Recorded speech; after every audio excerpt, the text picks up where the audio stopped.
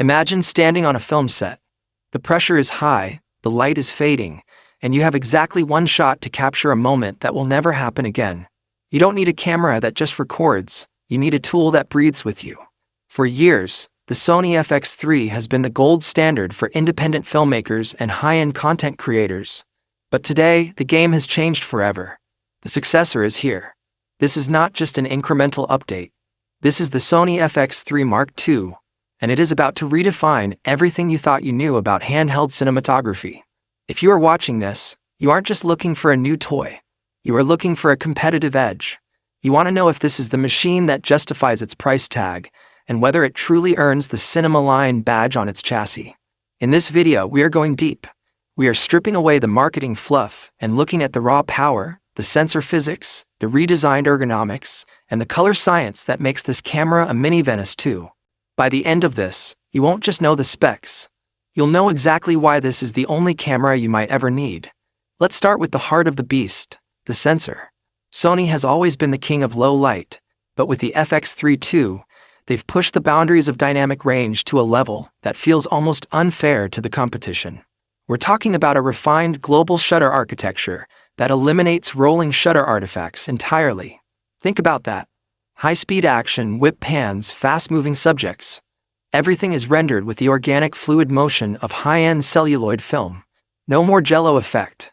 No more distorted vertical lines when you're shooting from a moving vehicle.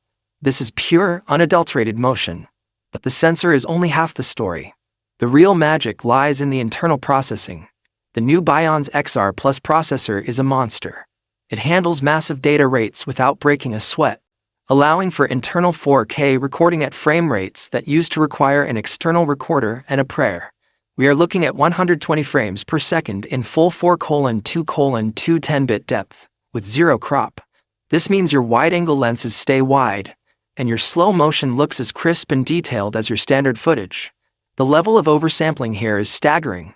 By downsampling from a higher resolution gate, the FX3 II produces 4K imagery that is virtually noise-free, even when you're pushing the ISO into territories where other cameras would fall apart. Speaking of ISO, let's talk about the dual base sensitivity. Sony pioneered this, but they've perfected it here. You have two native windows of operation. One for your perfectly lit studio environments, and another for those run-and-gun moments in the middle of the night. The transition is seamless. The noise floor stays incredibly low, preserving the textures in the shadows and the gradients in the highlights. When you grade this footage in DaVinci Resolve, you'll realize just how much meat is on the bone. The latitude is expansive. You can recover details from a blown-out sky or pull information out of a dark corner in a way that feels like magic. Now let's talk about the body. The FX3 was famous for its cage-free design, and the Mark II doubles down on that philosophy. It's slightly more robust, with a grip that feels like it was molded to the human hand.